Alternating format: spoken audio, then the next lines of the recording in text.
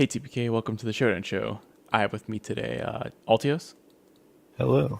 and Jess, Also, hello. and aka Aerith right now. You little name changing boy. I feel like I have to bring this up, but how's Unob going? Yeah, I'm almost done. I got a couple days left and then I'm finished with my end of the job for now. I might go back to it eventually when Forest Raikou returns.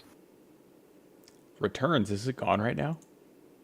No, but I don't have enough time to finish it this month. There's no way, and I want to get started on clan pickaxes immediately, because it's been a month and a half, and I said I was going to work on them a month and a half ago.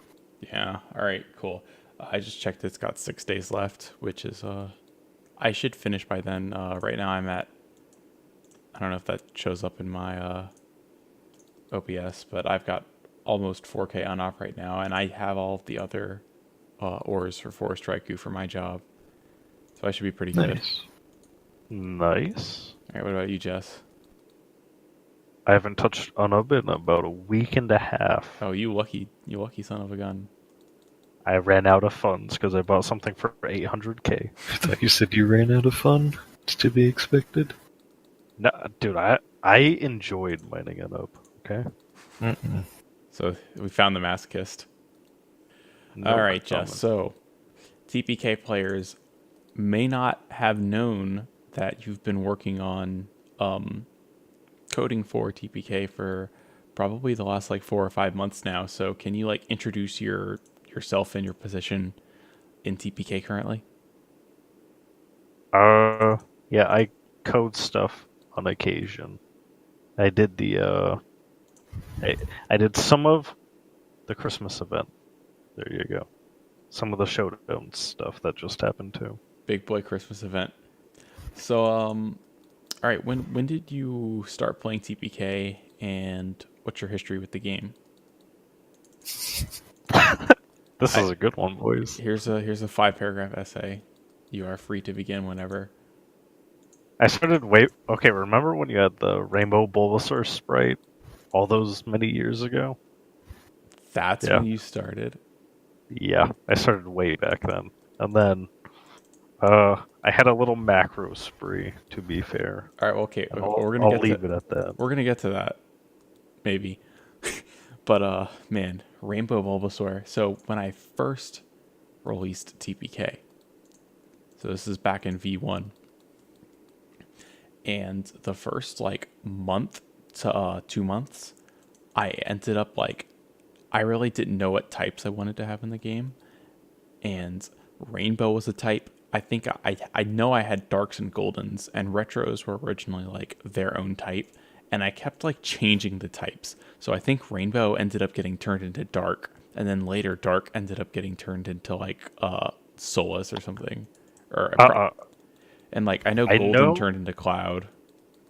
Was it Golden? I thought Rainbow got turned into Cloud because I could have sworn I had the Rainbow Bulbasaur and that turned into like Cloud Hera or I don't know. something. They all went all over the place back then. Can confirm. All right. So what is your previous coding background before you started working on TPK? I tinkered with some JavaScript, mainly found on Stack Overflow, which is a huge programming-esque like forum, I Dude, I guess. need a Stack Overflow T-shirt. Like it's on my bucket list. I need one of those. I can't post on there though. I'm sure I'll get downvoted. Everybody seems to get downvoted. It's like you haven't done this for 20 years. Go away. Just read. Pretty much. Can't even give your 2 cents if you wanted to. I don't. We shouldn't go down this path on the TPK show, but I've like legitimately tried to make a Stack Overflow account, but like the reputation system's so convoluted that it's so hard to like get started. Oh yeah. And like it'll let me ask a question, but it won't let me answer one with like my reputation, and I don't Yeah. even know what to do. So like I don't want to just like spam somebody or spam some random questions just to get a reputation score. It seems ridiculous to me. And there was like some question, like there was a PHP question I found that I could answer, and I couldn't. Yeah, the way their system works is it's not that great, but I don't really see anybody complain about it. So Coming into TPK's code base, did you feel intimidated? Did you feel like, oh, I can understand some of these parts? Like, where did you kind of, what was your first impressions of the varying levels of quality that is the TPK code base? some was intimidating, but for the most part, I was like I would be able to work through whatever I was looking at. But side note, your old formatting hurts my eyeballs, fam. It's Yeah, gotten better. It's I'm. gotten better. That's one thing I've really noticed with your recent commits is like you're so like chill with your code. Like it's difficult to describe for somebody who doesn't do this, but he's got a lot of white space. He's got very crisp variable names like capital letters and underscores, and I'm just kind of like, I gotta get this done. I gotta get this done, and I'm just like doing whatever I can. And like you are right, recently I have been focusing a little harder on like code cleanliness. Like I mean, you look at a Oh page like battles, which the majority of it was done 4 years ago at this point. It's just terrible. yeah. I mean, it's readable, and that's the most important part. Yeah. So So to be clear, yeah, like I have a little private collection of like other Pokemon RPG sources, let's just say, and but it's actually mostly like other game sources, not even Pokemon RPGs. And let's just say TPK, even in that state, is way better than almost all of those. Like the because I've gone through so much iteration over TPK's history. Like I continue to work on the code base and I continue to refactor and improve things to this day. And like a lot of games don't really get that kind of treatment. oh yeah, for sure. A lot of them don't even get like semi-frequent updates, and that's being generous. Yeah, it really is nice to have like somebody who can take care of the minor issues because it leaves me to like have space to work on bigger issues, and we're gonna talk about one of those bigger things at the end of the show, so stay tuned. But all right, thank you, Jess. And okay, I just got my Frogadier. Oh, nice. Let's keep going. Thank you so much for helping out coding. Like I know all of TPK appreciates it. Yeah, you're welcome for that 100% shiny map encounter chest. We don't have to talk about that. That's great. That was pretty good. That bug was very similar to a recent RuneScape bug where if you killed another player and they were carrying a untradeable item, the item would glitch and turn into the 2 billion coins. And Yeah. like it was a junior dev programmer and it was like their first programming assignment and they just like did that. That must have been a bad day for them. That's pretty funny. Next thing I want to talk about is two new updates that happened this week. So first of all, you might be noticing over here that Chatterpie's a little bigger. If you go into settings, I added a new chat size slider. Actually, my primary goal was to change up the settings of mobile mode because mobile mode, I was kind of like not really happy with how Chatterpie looked there. And I did make some tweaks, but I realized that I could actually pretty easily do this slider concept that I've had while I was in the code already. So I just went ahead and did it. And I want to talk about it because like I didn't really like make a news post about it or anything, so some people might not know it's there. It's very subtle, but I do appreciate it because I've always been asking about having some kind of a way to extend Chatterpie so you don't see like 5 or 6 different messages. You can make it significantly longer and be able to like keep track of the conversation without having to scroll up. Oh, yeah. So there was a feature when Chatterpie was originally created, which was the extend chat window toggle, and it was stored in the database, and it was basically like 0 to normal and then 1, it would make it 100 pixels bigger, and that was it. And like the code was just so garbage because I was like, Scyther has been a hack from the very beginning. The feature just kind of got lost because it wasn't really used very often. Like, I don't think anyone used it for an extended period of time. And I just like, it just disappeared one day. So I've been like kind of itching to put it back. But this is infinitely better because you can kind of like nail in exactly what's appropriate for your screen size or whatever.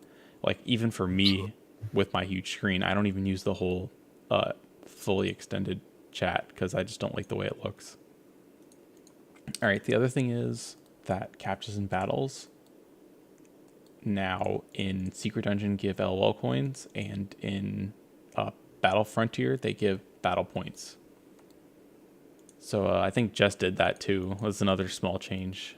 Primarily worked on it. I think it's a nice little change. It allows people to further increase their earnings and not feel like they're limited to only getting money. Consider it a small buff. Yeah, pretty much.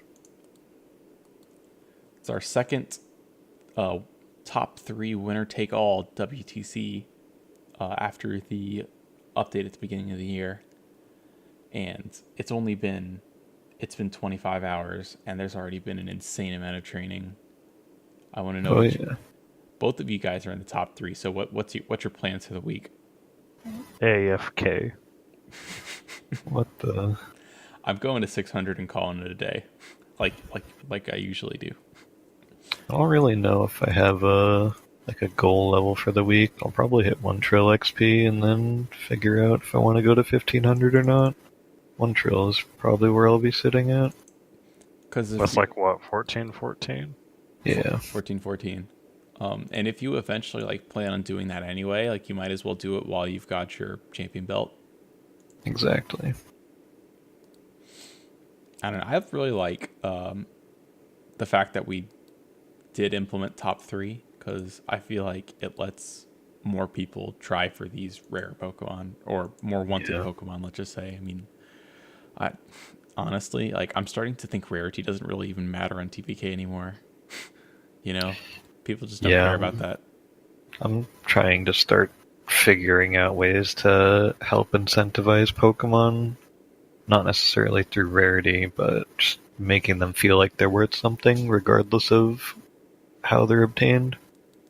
And it's really a community issue.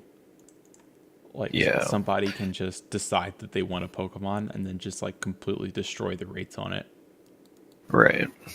I do feel like another limiting issue is how, if we wanted to do things for basically anywhere on the site, we're almost guaranteed to be using a forest or a cloud sprite at this point, because shinies are supposed to be cemented as rare Pokemon, and if you just put shinies of map Pokemon anywhere in the game, it's like, well, I could get it from there, or I could just get it on the maps. And then that kind of ruins the point of it. And then Solus and Spirit have their own unique way of being obtained, so we don't want to throw them elsewhere. I feel like the addition of a new type could potentially help with this, but I mean, that's conversation for another day. And there's also the elephant in the room that events should really be a type, but they aren't a type for some reason. Yeah. Which adds another, problem. I agree. I don't see how we could add another type this late into, I feel like we need to do a new server for that, and that's not going to happen anytime soon, Mm-hmm. It's such a huge, game-breaking change, or game-altering change. I mean, it can be done. Certainly it can be done. I'm pretty sure spirits were added into version 1.5. And I remember fiercely arguing with Kratos about the name Spirit, because there would be 3 Pokemon types that began with S. Yeah. But it ended up just nobody cared. Let's go to our silly idea of the week. It involves the Mystic. So you've got Mystic Greed. You've got the Shiny spell. Well, today I'm proposing the Candy spell. So with unknowns C, A, N, D, and Y, plus the 6 Pokemon in your roster, go to the Mystic, and you can increase that Pokemon's level by 1. Of course, like the Shiny Spell, the unknowns get turned into exclamation mark unknowns so that they can't be used again. And you got yourself a free rare candy. What do you think? I feel like the effort it would take to get several sets if you wanted to actually do something with it, that it would have to be like 3 levels gained or something. Like, I understand that this is just a silly idea and it's not meant to be like, effective, but I do think it could be more than 1 level Yeah, and it would still be fine. I always look for ways to add a little whimsy into TPK. My favorite one as of recently is the Impossible Game Impossible mode, which is just it makes me laugh every time I realize I named it that. Hurts my brain. It's just like, stupid. It's just stupid. And like kind of like the daycare too. Like nobody uses it, but it's like, oh, it's there. It's cool that there's a thing here. And the other thing I noticed is that N and Y would be like doubly rare because they'd both be used in Shiny Spell and Candy Spell. Exactly. So that's another thing where it's like, well, the shiny unknowns are already so sought after and like rare. So like candy would be just never happen because like you need the N and the Y. Yeah, that's why I was saying it might be better to give a couple of levels instead of just the one. It would potentially incentivize people to go for that one instead. It's not a replacement to a rare candies, but it's kind of like an addition. If Shiny Spell wasn't as often used as it is, it would be kind of like another way to put this mechanic into the game. Right. And I've only thought of candy, but like I'm sure I could think of other ones that could also be used for the unknown letter, which didn't have any overlap, and it would be a fun challenge to try to get all the letters in. I know Puppy suggested a while back, and he was asking me about it like a month or so ago again, shortly after, but he had mentioned doing something like an Alola spell. So for all of the Alolan Pokemon, you'd be able to convert their normal forms into Alolan forms. And I think that could be another way to introduce like shiny Alolans into the game a little bit more effectively than trying to get them out of the shops. Actually, they're not even in the shops anymore. They're just kind of sitting dead right now. There's only a couple of them on the maps. It's not 5 letters though, right? It is. It is. Alola. Alola. And then the Pokemon. And there's no overlap with Shiny Spell too. Correct. I wouldn't hate that idea, and it also, unlike Candy Spell, like it actually kind of fits more in the Shiny Spell theme because it's like changing the Pokemon's type. Right. I'd be down for that. All right. Hear me out.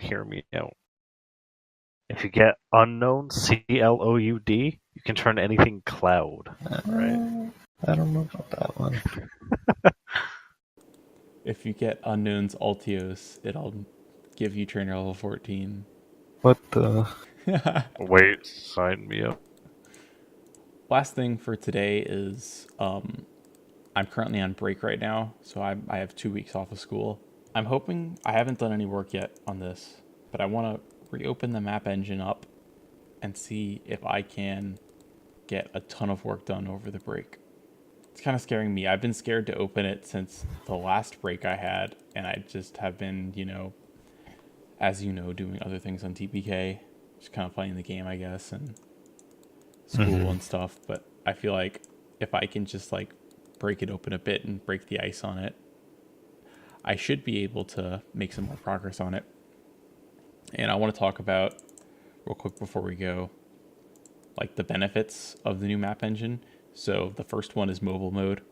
So you'll be able to touch on the screen, kind of like if I wanted to move left, I could just touch here, and your character would move left. Like you could touch up here, your character would move up. And because I know mobile mode mapping is like terrible. There's also a run toggle in mobile mode maps, so you can just click on it to start running, and you can hold to move around. And another benefit is that it's loaded directly from our map editor files, like from raw. So that way it's a lot easier to edit the maps. Yeah, it makes map development a lot smoother and quicker. Because you're the person doing the map development, and if I'm correct, you never once like actually run around in the map until it's basically done, right? Correct. I never upload it until I have the design down. So this would allow you and future map developers to actually try out their maps before they're released. Just get a feel for it and see if, oh, maybe this area is too big, it should be condensed down a bit, or if it's too cramped, then you should open it up more. Give you more opportunity to create feedback for yourself. The last one is just it's going to be a smoother experience. Like your character's going to run around faster. It's a real canvas animation. Fishing while Oh surfing. my god. Whatever. I just released a frigate here. All right, whatever. I'm done. See ya.